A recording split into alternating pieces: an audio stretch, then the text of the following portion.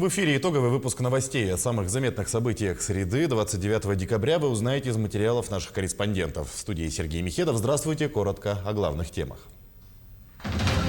Свора собак снова напала на человека в Якутске. Женщина погибла. На месте работает следователь. Субсидированные авиабилеты для якутян. Росавиация объявила результаты отбора авиаперевозчиков. Чучело зверей, птиц, рыб и пресмыкающихся. Единственная в Якутии женщина-таксидермист живет в Ленском районе.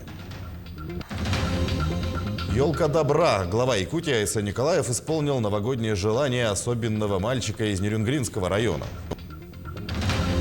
И настоящая новогодняя сказка. Театр оперы и балета приглашает на легендарный балет «Щелкунчик».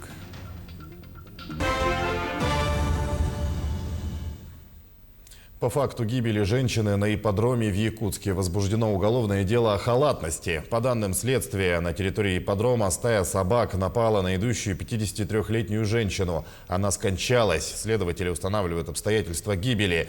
Звонок поступил в 14:10 по местному времени. На месте происшествия в настоящее время работает следователь Следственного комитета.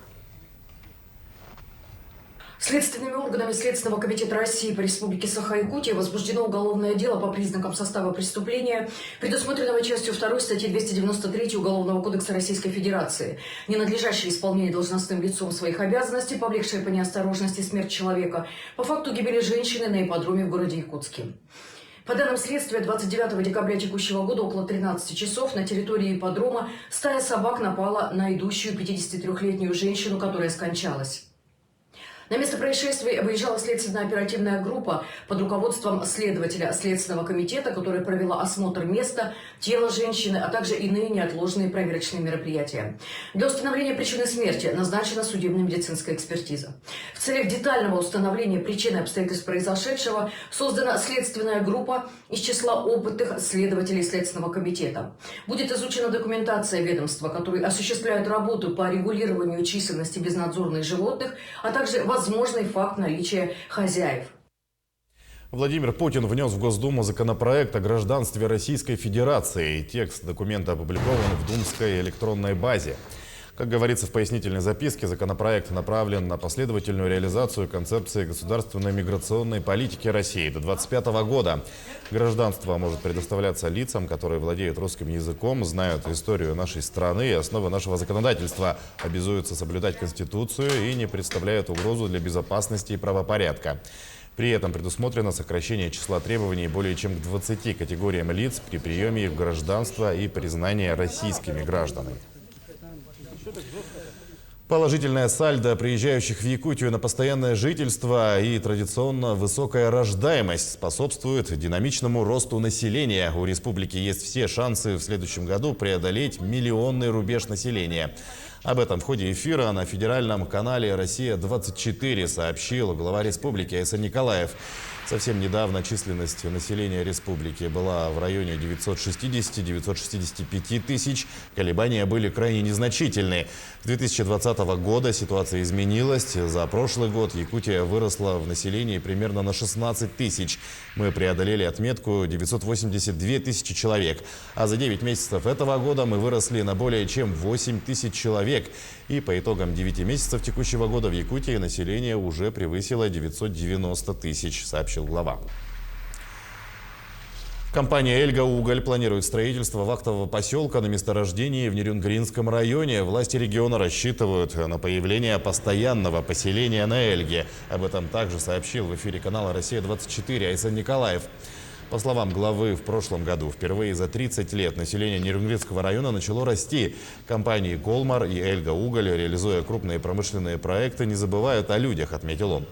«Колмар» строит большой жилой квартал в Нерюнгри. «Эльга Уголь» на своем месторождении будет строить современный вахтовый поселок, сказал Николаев. Росавиация объявила результаты отбора авиаперевозчиков по предоставлению субсидий из федерального бюджета в следующем году. Из аэропортов Якутии льготные билеты будут предоставлять 7 компаний: Якутия, Алрос, Аэрофлот, Сибирь, Ираэро, Red Wings, Уральские авиалинии по 38 маршрутам. Социальные тарифы сохраняются на уровне прошлого года, отметили в Минтрансе республики. Кроме того, с сегодняшнего дня открыты продажи и на внутрирегиональные рейсы на полеты с 3 января. По выгодной цене можно улететь в Белую гору, Батагай, Чукурдак, Депутатский, Жиганск, Среднеколымск, Черский, Оленек, Соскылах, Тикси, Зарянку, Сакырыр и в поселок Усть-Куйга. Из федерального бюджета субсидируются авиаперелеты для всех категорий, возрастных категорий жителей, проживающих на Дальнем Востоке. Это Москва, по маршруту Москва-Санкт-Петербург из наших городов, из Якутска, Мирного, Полярного, Неринги. Также 29 декабря наши региональные авиакомпании начинает продажу субсидированных билетов для внутри республики, так называемые межулусные рейсы для арктических улусов нашей республики, где цена билета будет, субсидированного билета будет снижена ровно наполовину. И вернемся к происшествию с нападением собак на человека в Якутске. Как только что сообщил мэр города, на территории автодорожного округа введен режим чрезвычайной ситуации и режим повышенной готовности по городу. Объявили всеобщую мобилизацию городских предприятий и ведомств. Дополнительные средства выделены из бюджета Нерюнгринского района Якутии для решения проблем с отоплением в селах Енгра и Золотинка. Сейчас формируется месячный запас угля на первое время. Аналог оперативно найден в компаниях «Колмар» и «Долгучан». Проблемы с отоплением возникли 2 недели назад из-за дефицита подходящего угля. По этой причине котельная не могла нагнать температуру по утвержденному графику. Сотрудники районной администрации будут проводить контрольные выезды в котельные регулярно до окончания отопительного сезона, в том числе в выходные и праздники. В будущем планируется провести ремонт котельных, чтобы в следующем году подача тепла была стабильной. В этом году 3 выпускника кадетской школы-интерната поступили в высшее военное заведение. Это первый случай, когда кадеты Мирнинского района решили связать судьбу с военным делом. С этого года в кадетской школе имени Геннадия Трошева ученики сдают экзамены по военной подготовке. Прежде парни проходили аттестацию только по традиционным школьным предметам. Комиссия проверяет и историю российской армии, и военные знания. На практике кадеты за минуту собирают автомат Калашникова. На макете выстраивают военную тактику. Руководство учреждения надеется, в следующем году количество поступающих в высшие учебные заведения вырастет. Экзамен показал, первое, что ребята с большим интересом изучают военное дело. Они учатся владению оружием. Они изучают предметы, связанные с военным делом. И в целом нынешний экзамен показал, что результаты у кадет очень хорошие. Многие из них уже думают о будущей карьере военного. И в целом мы полагаем, что эта практика военных экзаменов себя оправдала. Единственная в Якутии женщина-таксидермист живет в Ленском районе. Это Людмила Сыпачева. Людмила считается специалистом самого широкого профиля. Кроме чучел зверей, она создает чучела птиц, рыб и пресмыкающихся. Подробности в нашем сюжете. Людмила Сыпачева по профессии таксидермист. Много лет женщина проработала в охотничьей организации «Газпромхоз». Она делала чучел и панно из шкур животных. В 1996 году предприятие закрылось. Людмила приобрела себе охотничьи угодья и начала сама охотиться, чтобы и дальше оставаться в профессии. Я заготавливала на чучела, у меня же белка была, утки, я это все сама заготовку делала. То есть мне же надо было тушку правильным образом сохранить, вынести, потому что как охотники обдирают на сдачу шкурки, она на чучело не годится, там нужна своя обработка. Поэтому я тогда и взяла участок, и мы вот взяли напротив как раз города, как раз в это время там уже старый пожилой охотник охотился, он практически перестал, нам отдали его участок. Так и началась у Людмилы жизнь охотника и ее частная деятельность. Женщина стала изготавливать чучел на заказ. Многие ленчане знают семью Сыпачевых. Они единственные в городе, кто занимается выделкой шкур. Ну, выделка как? Это для себя вроде как хобби, ну и подработка, это понятно немножко, да. Это, да, выделываем, ну, всякое, что это. Сейчас, конечно, уже силы не те, потому что уже за 70.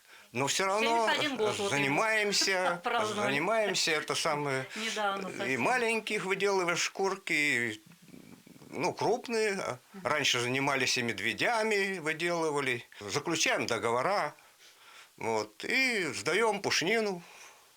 Людмила рассказывает, что по духу настоящий охотник – это ее муж, а она просто очень любит природу.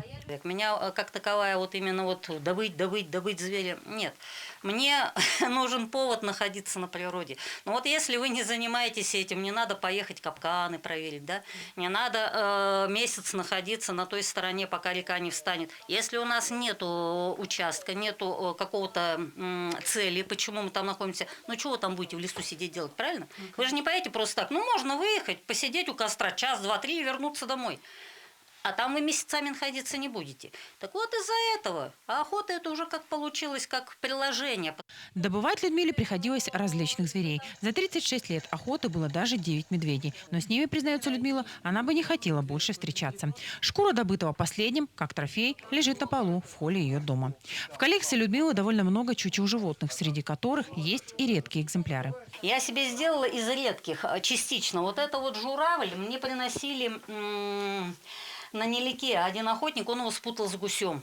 А ведь это очень редкий журавль. Это не белый, конечно, стерх, но это черный журавль, который вообще-то в международной красной книге. Ежегодно в октябре Людмила выезжает на свои угодья, живет в тайге несколько месяцев. В этом году она сезон охоты пропустила. Первый раз за много лет. Теперь ждет лето, чтобы восполнить пробел выездами на рыбалку и полетами на параплане. Светлана Болеева, Виталий Андреев, Ленск. Потерявшаяся на 12 дней в тайге в 4 года девочка стала балериной. Карине Чикитовой недавно исполнилось 12 лет. Она переехала в Якутск, поступила в балетную школу и мечтает теперь о Москве. Подробности расскажет Анастасия Дмитриева. В 2014 году Карина Чикитова, которой тогда было 3 года и 8 месяцев, ушла из дома за отцом, который приехал ее навестить в село Алом в Якутии, и заблудилась в бескрайних сибирских лесах. За девочкой увязалась собака Найда. Комары, сырость, холод ночью и жара днем. Девочке удалось выжить в суровых условиях в течение 12 дней. Она грелась в лесу, обнимая щенка, пила воду из рек и ела ягоды. Карина потеряла треть своего веса, пережила колоссальный стресс, но не сломалась. Собака, которая вернулась в деревню на 9-й день после исчезновения, в конце концов и помогла спасателям разыскать ребенка. 26 декабря Карине исполнилось 12 лет. Она живет в Якутске и учится в балетной школе, надеясь выйти на большую сцену. Ну, сложно это вот на пуантах стоять больно, держать руки, тянуть ноги. Мечтаю станцевать в Большом театре в роли Жизель.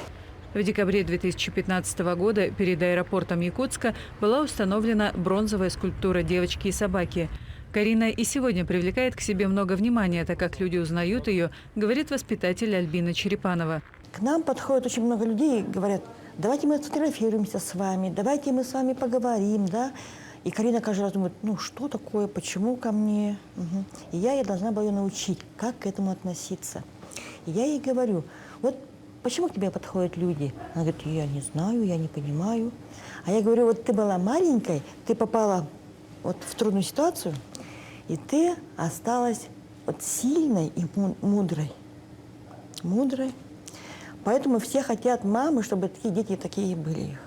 По словам педагога, сегодня Карина совсем другая девочка, быстро развивается во всех направлениях. Если раньше стеснялась что-то попросить, все время пряталась, то сейчас стала открытой, общительной и любознательной. Идем далее. В столичном доме дружбы народов имени Кулаковского состоялся народный проект «Наша республика вместе 100 лет». Мероприятие посвящено столетию якутской автономии и году народного искусства и материального наследия в России. Участие в проекте приняли представители Ассамблеи народов и национально-культурных объединений республики. Во время концертной программы показали танцы различных народов, а также исполнили композиции на национальных инструментах. В завершении мероприятия отметили лучшие проекты активистов национально-культурных объединений. Год был, как говорится, тяжелый, но общественники – это, во-первых, наши национальные культурные объединения, лидеры, активисты тружились в проходящем году очень активно. У каждого свой проект был, и благотворительный, и такой общественный, социальный, культурный проекты. Люди, живущие в нашей республике, все должны как-то вносить свой вклад, емкий вклад, дружить, жить совместно с другими народами, не как гости, а как жители нашей республики. Более 18 тысяч детей из 85 субъектов страны приняли участие в конкурсе «Смотри, это Россия». Почти 4 тысячи из них участники из Якутии. Всего наш регион представили 699 команд. Школьники демонстрировали видеоролики, посвященные родной республике, краеведению. Многие из них так серьезно подошли к заданию, что для съемок арендовали национальные костюмы и даже оленей. Сегодня победителям вручили награды и подарки от партнеров. В Доме правительства провели торжественную церемонию чествования участников. Дети, в свою очередь, признаются, конкуренция была серьезной, и все конкурсанты оказались очень сильными соперниками. Большую часть нашей подготовки занял выбор самой темы, на которой мы будем снимать видео, потому что нужно было рассчитать свои силы. Наша тема – легенда о лунной девочке. У нас были довольно сильные соперники. Перед тем, как все-таки приступить к подготовке, мы предварительно посмотрели работы других команд. Мы были очень удивлены такой конкуренции. Мы, когда начинали этот конкурс в прошлом году, мы решили, что наша республика Саха-Якутия обязательно будет иметь все те номинации, которые идут по всем нашим регионам. То есть, если Российская Федерация имеет, например, среди 85 регионов отдельные номинации, то для Республики Саха-Якутия мы учредили еще тоже свои номинации. И победители у нас тоже есть именно по части Якутии. Получается, что у нас есть и победители, которые получили грандиозные призы. Там у нас призовой фонд был очень большой. Айсен Николаев исполнил мечту особенного нерюнгринца. Летом этого года Роман Дроздов вместе с мамой побывали в Новосибирске, где мальчик познакомился с метрополитеном. После этого Рому захлестнуло увлечение метро. Теперь в доме Дроздовых повсюду самодельные модели поездов и железная дорога. Он самостоятельно изучил все, что связано с этой темой, и загорелся желанием посетить московское метро. В ноябре мама Романа узнала о всероссийской акции «Елка желаний» и написала о мечте сына. Не прошло и месяца, как Дроздовым перезвонили из администрации главы республики и сообщили, что желание мальчика будет исполнено. Сегодня глава Нерюнгринского района Роман Чигильняк приехал к своему тезке, вручил подарок и сертификат на поездку в Москву и посещение московского метро. Айсен Сергеевич тоже лично позвонил маме и поздравил Романа с наступающим праздником. Это действительно новогоднее чудо. Это огромная благодарность этой акции всероссийской «Елка желаний», которая нам дала такую возможность поучаствовать в этом проекте. Огромная благодарность Республике Саха-Якутия Айсену Сергеевичу за то, что он выбрал и решил осуществить именно Ромину мечту. Для нас это просто какая-то награда. Никогда не забывайте о том, что нужно мечтать, потому что мечты сбываются. Творческое объединение КНДК подвело итоги уходящего года. За неполный год о проекте, который призван привлечь внимание к проблемам коренных малочисленных народов Севера, узнали во всем мире. С чего все начиналось и каких успехов добились, расскажет Евгений Тайтонов. Трогательную историю маленькой девочки КНДК начали тиражировать весной этого года. 200 лет назад ее нашли вблизи Верхоянских гор в родовом стойбище. Удивительный случай выживания в суровых условиях не назвать иначе как чудом. КНДК стала символом стойкости, силы духа, самобытной ценности коренных малочисленных народов Севера. С апреля месяца у нас проведено 4 научно-исследовательских экспедиции познавательных с участием также Ильи Варламова, известного блогера страны, благодаря которому его репортажу 2 миллиона человек узнали о бытии и вообще в целом о народе эвенах. С фотоблогером Александром Мазуровым, который сделал шикарный фоторепортаж, который разошелся далеко за пределами России. Также нами проведены ряд в целом креативных творческих продуктов. Это фотовыставки, фотопроекты в поисках КНДК. Буквально на днях Алроса присвоила название КНДК одному из самых крупных алмазов. Драгоценный камень желто-коричневого цвета массой более 91 карата был добыт в этом году в Оленёкском районе. Компания впервые объявила о поддержке проекта в сентябре этого года. Это стало очередным шагом компании в стремлении к сохранению исторических ценностей коренных малочисленных народов. Он должен быть в любом случае некой такой формой, не только которая представляет эвенский народ, да? оно представляет как бренд представителей всех коренных малых народов. На первом этапе, ну, как республики, да, но в будущем я надеюсь, что мы сможем говорить это как о глобальном бренде коренных малых народов Российской Федерации. Каждое такое большое событие, то есть наименование алмазов и так далее, это достаточно известный, узнаваемый бренд. И я надеюсь, что это также привлечет дополнительное внимание к данному проекту. Есть у проекта и свой амбассадор Кристина Черемкина, участница конкурса «Маленькая мисс Россия». Ей сейчас 6 лет, и вот когда мы пришли на проект, получается, вот возраст той девочки совпал с нашим возрастом. И эта история нам очень близка, так как это про наш север, про отвагу наших северных людей и смелость. И в целом, как мы являемся сами представителями коренных народов Севера. Кындыкан является собирательным образом малочисленных народов Севера. Про нее уже написана сказка для детей. И на ее основе сейчас создается мультфильм, короткий метр которого покажут к столетию ИАССР. Евгений Тайтонов, Владимир Павлов, Якутск. Международный день виолончелиста сегодня отмечают музыканты. Датой для этого музыкального праздника стал день рождения каталонского виолончелиста Пабло Казальса. Праздник стал знаковым и для якутских музыкантов. Продолжит Сарглан Неустроева. К ногам искусства Сарглана бросила все. Свое детство девушка провела в высшей школе музыки. Признается, были моменты, когда хотелось оставить музыкальную карьеру. Но этот период она пережила и теперь не представляет себя без виолончели.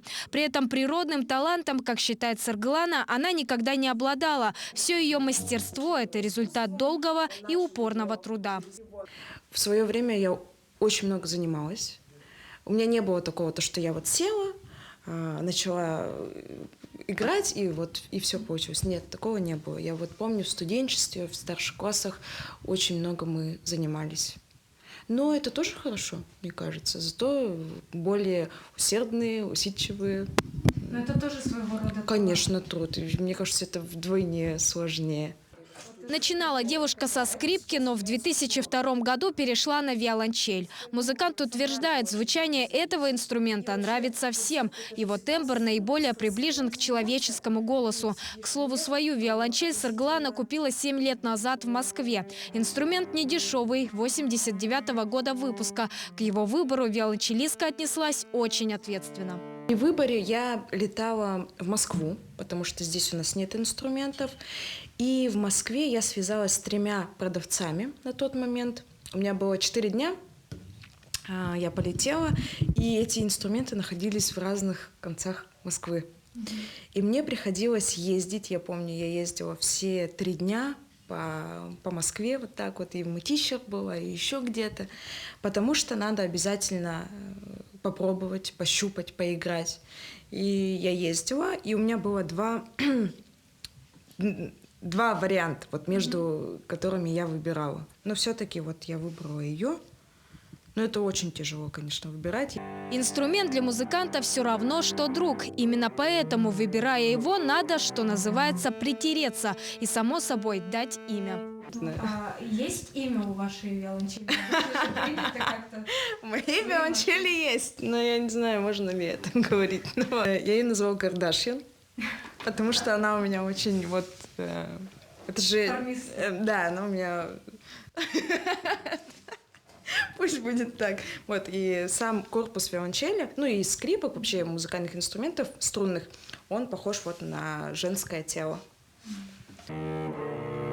В Якутии виолончель стала популярна лишь в 90-е годы. До этого о ее существовании знали лишь настоящие ценители. Однако сегодня насладиться звучанием этого инструмента может каждый. Разве что научиться на ней играть дано не всем. Сарглана Неустроева, Владимир Павлов, Якутск. Государственный театр оперы и балета приглашает на легендарный балет «Щелкунчик». Сегодня идут 1-й и 2-й показ волшебной сказки. 3-й и 4-й показы намечены на 8 января. О закулисье, сюжете и особенностях новогоднего представления расскажет Марферина Алексеева. Волшебную новогоднюю сказку на сцене театра оперы и балета играют ежегодно с 1997 года. Весь спектакль сопровождается потрясающей игрой симфонического оркестра. Задача актеров непростая, им без слов надо донести сюжет сказки и погрузить в волшебную атмосферу. Вместо слов говорят изящные танцевальные движения, мимика передает эмоции, а потрясающая музыка великого Чайковского заставляет переживать и радоваться вместе с героями балета. Основная декорация сцены сменяется 4 раза, будто переносит маленьких зрителей в совершенно разные локации. Сюжет балета не отпускает ни на минуту. Маленькие зрители пристально всматриваются в каждого персонажа. Щелкунчик, он идет как кукла, а потом он превращается в принца. И главную героиню отводит в сказочную страну. Вот опять вот мир мечты и самых заветных желаний. В мир заветных желаний и новогоднего настроения балет погружает не только зрителей, но и самих исполняющих актеров. Перевоплощаясь в Машеньку, вот даже сколько лет я уже танцую ее, очень много. Вот. Это всегда как-то по-новому, по-детски, всегда очень сказочно, очень как-то вот вызывает такие ощущения позитива, как-то вот дает силы жить дальше. Вот как в зал заходишь, репетиция начинается первая, все, музыка включается Чайковского, это вот Новый год, это все, настроение сразу, дух поднимается. Также на днях состоялась премьера мюзикла «Бременские музыканты» Геннадия Гладкова. Режиссер постановки Дарья Потатурка, которая перевелась с Большого театра Беларуси. После премьерного показа коллектив театра получил щедрый, восхищенный отклик от зрителей. Яркий, красочный, динамичный, сочный, замечательный спектакль. Я думаю, что эта сказка «Бременские музыканты» будет интересна всей семье. И взрослым, и детям. Это замечательные мелодии, знакомые нам по одноименному мультфильму «Бременские музыканты». У гостей и жителей столицы все еще есть возможность посетить праздничные спектакли. Мюзикл «Бременские музыканты» состоится 2 января, а волшебный балет «Щелкунчик» можно увидеть 8 января. Марферина Алексеева, Григорий Охлопков, Якутск. Таким наши корреспонденты увидели уходящий день. Мы продолжим следить за развитием событий. Всего доброго и до свидания.